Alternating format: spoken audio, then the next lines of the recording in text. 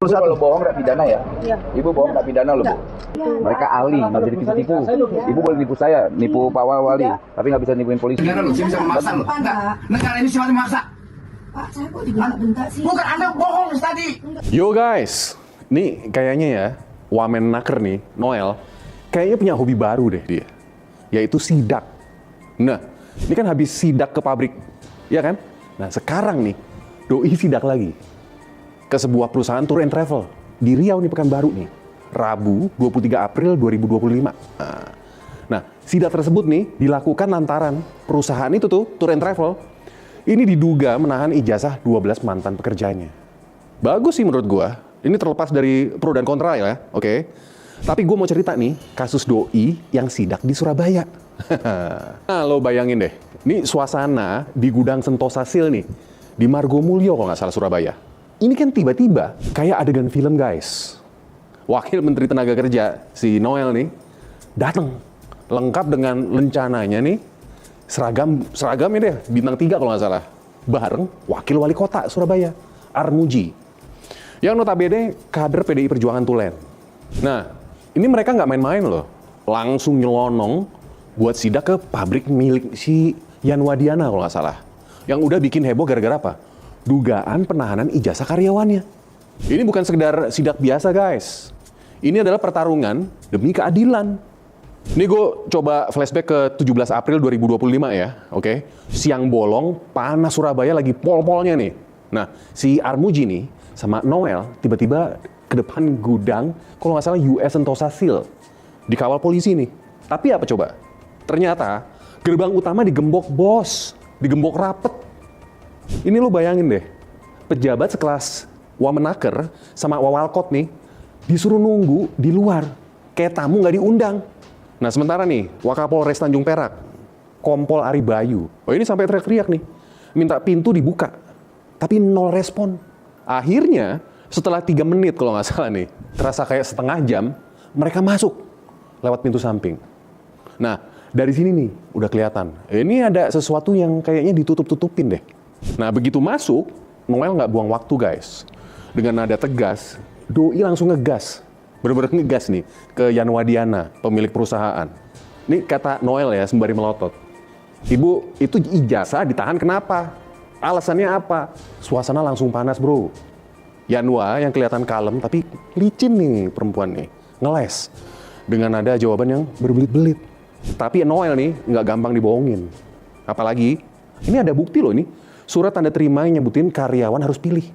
Serahin ijazah atau bayar jaminan 2 juta. What? Ini udah kayak modus rentenir dong, iya kan? Bukan perusahaan. Nah, puncaknya nih. Noel nemuin kejanggalan soal karyawan bernama Veronica. Nah, Yanwa kan bilang kan, Veronica itu udah resign. Loh, tapi kok tiba-tiba, boom! Veronica ketahuan. Kayaknya lagi kerja di gudang itu tuh. Nah, doi ngomong begini si Noel nih. Loh, ini kantor bukan tempat main, sergah Noel sambil ngebrak meja. Bayangin bro, Wamenaker sampai naik darah bro. Saking keselnya sama kebohongan yang berbelit-belit ini loh. Doi terus bilang, saya perwakilan negara bu. Orang cuma minta ijazah dikembalikan, nggak minta duit. Sementara nih, Yanwa cuma bisa diem, tapi mukanya nih udah kayak ketahuan. Dalam hati mungkin nyanyi lip sync. Nah, sidak ini nih, bongkar banget dong. Rahasia kotor, iya kan? Bukan cuma soal ijazah loh ini. Ini tapi juga dugaan pelanggaran lain yang bikin ngelus dada. Karyawan nih digaji di bawah UMP. Cuma 2 juta sebulan kalau nggak salah. Tanpa uang lembur loh ini. Tanpa tunjangan transport. Bahkan nggak ada uang makan katanya. Nah ini parahnya lagi nih. Ada laporan karyawan dipotong gaji.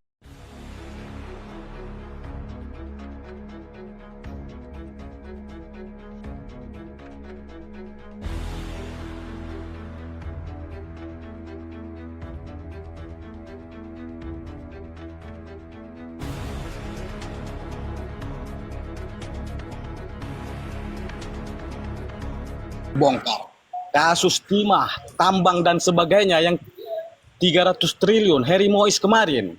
Secara tidak langsung ini sebenarnya memukul wajah Pak Jokowi dari belakang ini. Ini terbukti, ini real, tidak ada di sini unsur survei segala macam. Memang gitu kenyataannya. Jadi apa apa sebenarnya yang mau dibanggakan dengan Jokowi? Kalau bagi saya tidak ada yang bisa dibanggakan dengan dia itu. Yang bisa dibanggakan dengan dia itu dia bisa mengembangkan anaknya jadi gubernur, jadi wali kota. Itu yang bisa dibanggakan dengan dia. Kalau bagi kami di luar Pulau Jawa, Jokowi itu adalah seorang pemimpin yang kurang bagus lah. Jadi apapun ceritanya, kalau masih Jokowi dipertahankan sama Pak Prabowo menteri-menterinya, saya pesimis sekali kalau negara ini bisa maju ke depannya. Itu aja. Terima kasih. Salam akal Oke. sehat. Talk the talk. Oke, makasih Mas Wandi. Ya, Bang In silakan. Tadi itu mempertanyakan tentang OCCRP gitu. Kenapa untuk hasil survei Kodari itu nggak dipertanyakan tuh metodenya? Iya. Kalau kita pakai standar internasional, ya harusnya semua diikutin dong. Kayak apa melihat tadi mereferensikan pendidikan gimana tadi tentang siswa di mana tadi. Ya kita belajar konsisten lah untuk pernyataan kayak gitu. Enggak cuma diambil yang baik-baiknya aja gitu. Tapi kita menolak untuk sebuah kritikan, sebuah masukan dari bangsa lain. OCCRP itu jelas jaringannya di semua negara ada. Kodari, apa kalau kita bertanya tentang metode apa yang dipakai Kodari? Berapa keterwakilan? Kelasnya apa yang dituju? Kan nggak jelas juga. Potong dulu Bang, Kodari itu surveyor lokal yang nggak sama seperti OCCRP Bang, beda-beda itu. Ya, Tapi sama kecurangan. itu nggak dipertanyakan tuh. Tapi untuk OCCRP kok diragukan? Oh itu dipertanyakan Bang, kalau Kodari itu dipertanyakan Bang. Berarti survei 80 itu dipertanyakan juga harusnya. Oh pertanyakan Kompas dong kalau berani. Ya kalau gitu tanya ke OCCRP kalau gitu. Kompas nggak kamu pertanyakan juga kalau kayak gitu. Metode Kompas itu tidak metode survei wawancara antar jurnalis Bang, beda konteksnya dengan OCCRP. Metodenya adalah himpunan data dari para jurnalis pers yang ditugaskan di beberapa tempat, dan itu sama seperti konteks yang dipakai dalam untuk ambil pemenang Ballon d'Or Bang, beda. Loh jelas kalau latar belakangnya pers sama. OCCRP itu juga pers, malah lintas negara itu yang nggak bisa sih. Enggak, beda Bang. Beda. Mungkin abang baca dulu ya baru ngomong gitu. Yang dibaca tentang apanya dulu? OCCRP-nya Bang. Iya, yang dibaca metodenya, organisasinya, atau apanya? Keseluruhannya baca sejarahnya. Ya pertanyaannya gini, apa yang disampaikan OCCRP itu sesuai nggak dengan Aduh susah betul diatur. Coba kau tuh debat, jangan jadi debat ini. Makanya orang itu selesaikan. Nanti kau bantah. Kalau dia asumsi, kau jawab asumsi. Kalau dia pakai data, kau jawab pakai data gitu loh. Jadi Bang, biar orangnya si enak, Budari kayak termul. gini Bang. Susah juga kalau diatur nih termul. Kalau nggak gitu nggak termul Bang. Ya, watak orangnya begini. Ya si Budi Ari itu Bang begini. Kalau kita itu menganggap negara ini makin maju, tapi obrolan kita, obrolan di masyarakat itu gimana tentang pangan, gimana tentang kerjaan, itu masih jadi topik utama tuh.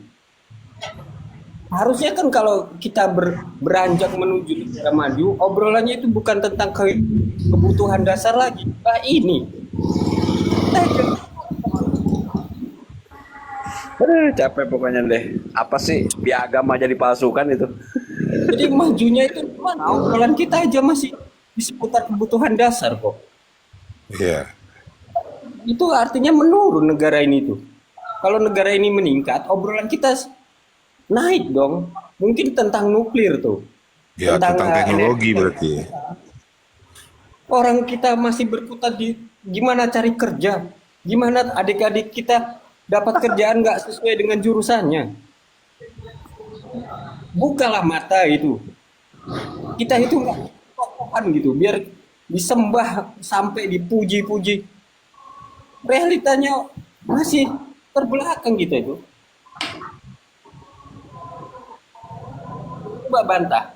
obrolan di tengah masyarakat itu seputar kebutuhan.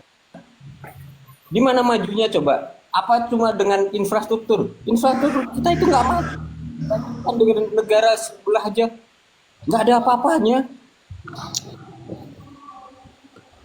Kok masih bilang negara kita makin maju? Lucu.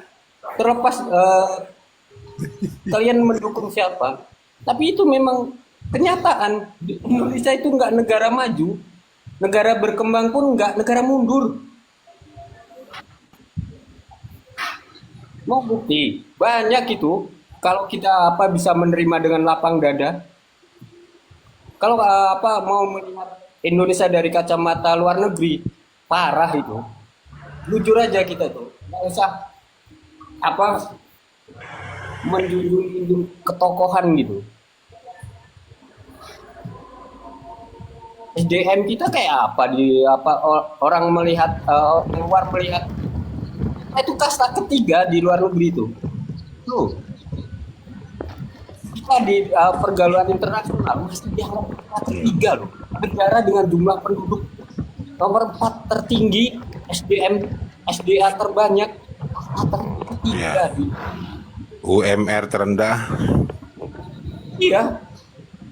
Buka mata kita, biar kita itu objektif.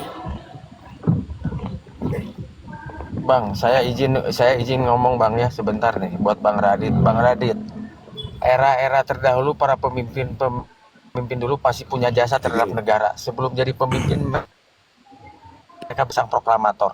SBY setidaknya juga masih dari Sarwo Edi. Semuanya para pemimpin mereka dulu tuh punya jasa. Jokowi yang tidak punya jasa-jasa, keturunan siapa tidak tahu, dia sudah merusak bangsa ini. Negara ini setelah dirusak era rejimnya Jokowi, setelah dihancurkan oleh rejimnya Jokowi, masih juga para pemuja Jokowi ini masih membanggakan. Saya heran dengan masyarakat di kita. Apa yang dibanggakan dari Jokowi? Nggak ada yang saya banggakan. Oh, Jokowi itu perusak daripada tatanan negeri ini. Apa yang dibanggakan dari Jokowi? Para pemuja Jokowi nggak sadar, dia sudah merusak tatanan negara ini. Hukum dirusak, segalanya dirusak. Itu era Jokowi. Jadi apa yang dibanggakan dari betul. Jokowi? Saya sebagai anak pejuang, orang tua saya masih hidup 99 tahun. Bapak saya masih hidup, bapak saya seorang pejuang 99 tahun. Nangis kepemimpinan Jokowi. Pengkhianat dihadirkan jadi pemimpin bangsa ini. Makanya para pemilih yang telah berkhianat terhadap negeri ini sudah merusak tatanan negeri ini. SBY dilahirkan dari Sarwo Edi. Dia adalah masih menantunya Sarwo Edi. Megawati segimanapun dia anak sang proklamator. Habibie dia teknokrat. Tapi lahirnya Jokowi yang tidak tahu apa-apa. Lahir dari anak setukang kayu yang dibesarkan oleh PDIP. Pada akhir masa jabatannya PDIP yang membesarkannya pun digigit. Tidak sadar dia sudah merusak bangsa ini. Negeri ini telah dihianati oleh Jokowi. Semoga Prabowo bisa membangkitkan negeri ini. Itu saya. Ya, dia berjasa terhadap negara. Dia sudah merusak bangsa ini. Dia pengkhianat daripada negeri ini. Dia tidak tahu malu. Dan saya berharap tidak tahu malu semoga mana Prabowo bisa memperbaiki negeri ini. Itu saya seorang pejuang. Saya seorang anak pejuang. Saya seorang anak pejuang. Saya sudah berbuat karena saya mengingatkan negeri ini. Itu kan? Oke Bang, terima kasih Abang, baik sekali, pejuang dan hebat sekali. Artinya kan harus dihormati ya. Bahkan kita butuh orang-orang yang dengan nilai sakit hatinya rendah tapi intelektualnya tinggi gitu. Jangan dong, beda. Kritis sama sakit hati beda. Jadi pejuang kalau bicara itu kadang-kadang sakit hati aja, intelektualnya dikurangi. Nah, Itu karena apa? Akal sehatmu tidak dipakai. Silakan Bang Bosek. Bang Bosek. Orang tua kita dihianati. Ya, izin saya pendatang baru di Kemal ini. Assalamualaikum warahmatullahi wabarakatuh. Waalaikumsalam. Saya datang dari Indonesia Timur, tepatnya saya di Kota Makassar. Saya ingin bernarasi sedikit, mungkin tidak berimbang, dan sekali lagi saya tidak ingin melampaui siapapun di sini. Saya mewakili perasaan saya. Jika ada kekurangan, mohon maaf. Jokowi bagi saya adalah embrio yang buruk. Kemudian datang sebagai manusia. Sejak awal dia adalah pembohong sejati. Dia diciptakan Tuhan menjadi media untuk menemukan bangsa ini kembali. Ada gambaran buruk di wajah Jokowi, di seluruh tubuh Jokowi, tidak ada yang betul-betul menunjukkan bahwa ini adalah manusia yang datang mengangkat derajat bangsa ini. Ini ilmiah dan bisa kita bicarakan jika Anda penasaran dengan keterangan saya. Lingkaran kepala Jokowi tidak lazim. Depan lonjong ke depan, yang belakang lonjong ke belakang. Lingkaran kepala saya memuat protein jauh lebih banyak. Artinya, potensi berpikir lebih bagus ada pada saya. Saya bicara DNA. Jokowi DNA-nya adalah Homo sloensis. Saya ingin bandingkan dengan Homo wajakensis. Bisa Anda googling, ada di ilmu pengetahuan. Homo wajakensis lebih bagus cara berpikirnya karena dia cenderung secara tubuh, physically